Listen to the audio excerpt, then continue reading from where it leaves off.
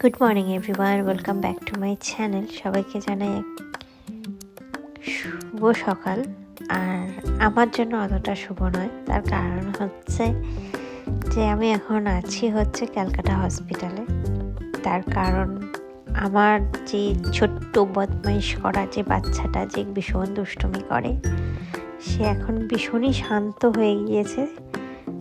সে খুব খুব প্রচণ্ড পরিমাণে অসুস্থ। তো কেন অসুস্থ সেটাই তোমাদের সঙ্গে একটু শেয়ার করব, কারণ আমি চাই আমার সঙ্গে যেটা হচ্ছে সেটা তোমাদের সঙ্গে না হোক। তোমাদের সবার বাচ্চা খুব সুস্থ থাক। তো চলো শুরু করি। আর এই ক্লিপসগুলো ওর টুকটাক আমি নিয়ে রেখেছিলাম যাতে তোমাদের সঙ্গে ওর কি হয়েছে না হয়েছে সেটা শেয়ার করতে পারি।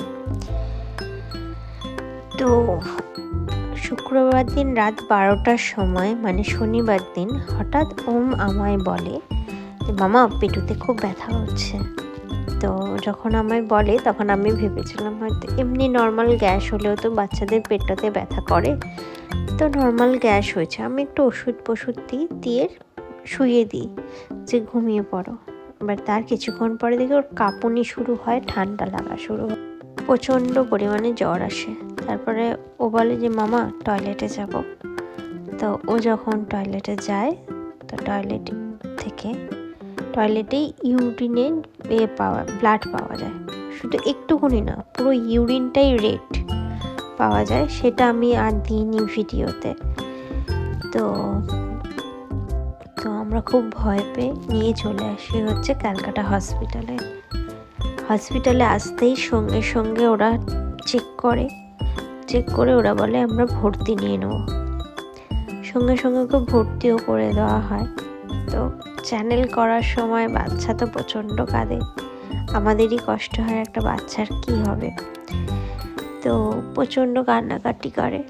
তারপরে আমি ওকে নিয়ে যখন উপরে যাই তখন ওর জ্বর আসে 102, 103-এর কাছাকাছি এইরকম জ্বর আসে। 3 দিন এই জ্বরটা থাকে। তারপরে ওর যে ইনফেকশান হয়েছিল, ইউরিন ইনফেকশান হয়েছিল, সেটার কারণ ডক্টর আমায় বলে, আর ওষুধের মাত্রা ডোজটাও বাড়িয়ে দেয়।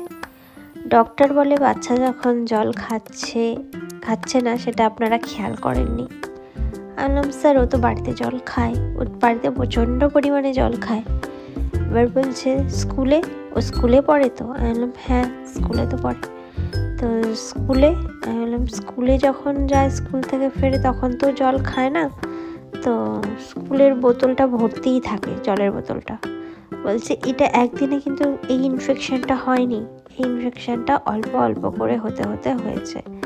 এই যে একটা বাচ্চা 2 থেকে 3 ঘন্টা জল খাচ্ছে না, কেন খাচ্ছে না সেটার কিন্তু কোনো উত্তর কেউ দিতে পারবে না।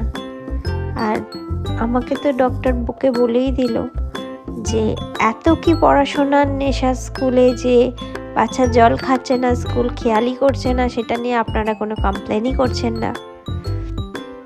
বলতে অবশ্যই আমি নতুন মা, আমি জানি না, আমার আগে কোনো বাচ্চা নেই, আমার আশেপাশে কোনো বাচ্চাকে আমি এরকম কিছুভাবে ভুগতে দেখিনি, তো সেই হিসেবে আমার জানার কথাও না।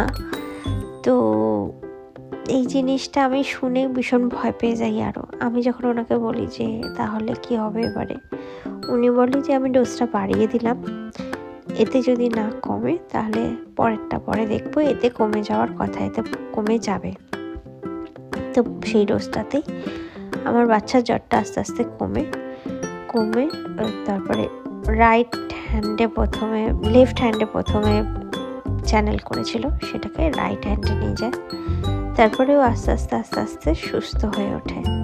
আর লাস্ট টেম্পারেচার ওর এটা আসে 99.1, 457।